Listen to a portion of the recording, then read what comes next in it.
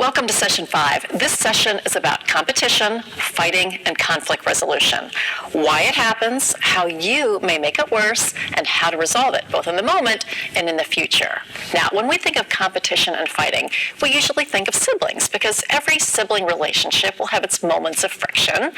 But if you happen to be one of those lucky families in which your kids don't really fight all that much, or if you only have one child, this session will be really important for you too.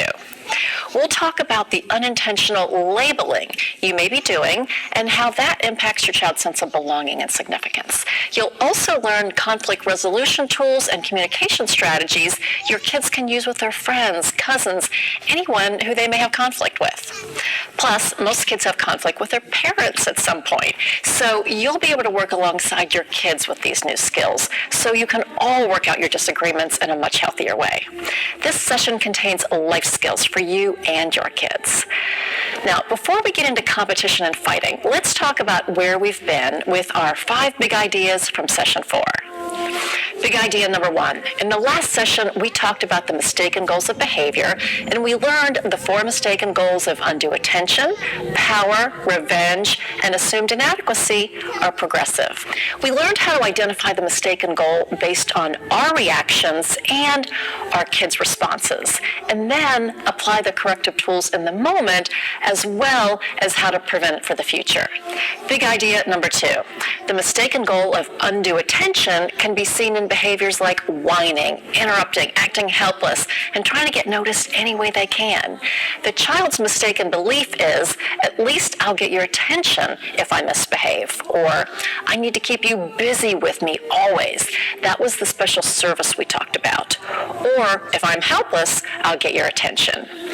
We know it's undue attention because we feel annoyed, and while our kids might be temporarily satisfied if we give them a little hit of attention, they'll come back for more. We address undue attention by meeting the unmet need, which is positive attention, and we do that by giving plenty of mind, body, and soul time on a daily basis. We also take time for training on appropriate ways to get attention and to be noticed. Then we'll reveal in advance how we'll handle undue attention in the future and ignore those undue attention behaviors in the moment. Big idea number 3. When a child's needs for attention aren't met in positive ways, he'll often escalate to the second mistaken goal, which is power. This is when our kids try to get a rise out of us through power struggles, negotiating, badgering, not cooperating, doing things they know will push our buttons, or passively ignoring us. The child's mistaken belief is, I'll prove that you can't make me, or at least I'll have power when I'm winning. It's about proving to you that he's the boss. Now, we know they're seeking power because we feel provoked or challenged. This is when we want to yell and force the child to obey.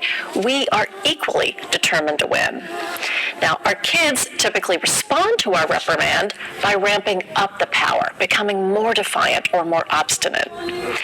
To address the mistaken goal of power, we have to again meet the unmet need, which is giving plenty of positive power throughout the day. And then we have to withdraw from conflict in the moment.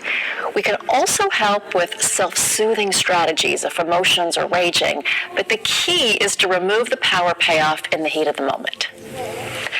Big idea number 4. If a child's power-seeking behaviors are met with blame, shame, and pain punishment, the child can become even more discouraged and progress to the 3rd mistaken goal, which is revenge.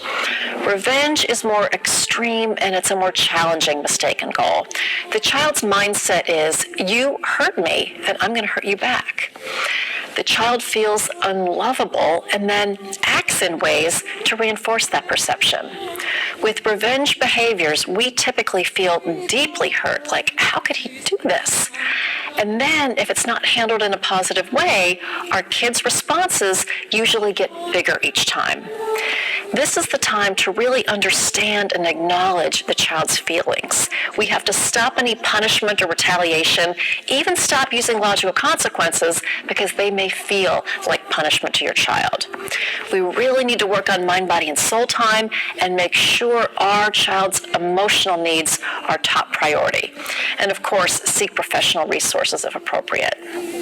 Now, big idea number 5, the final mistaken goal is assumed inadequacy. And this happens when our kids have simply given up. Their mistaken belief is, I'll never belong or feel significant, so why even try? This can happen in an overall sense or in one specific area, like in a school subject or a particular skill like reading. We can tell it's assumed inadequacy because we feel helpless and our child withdraws.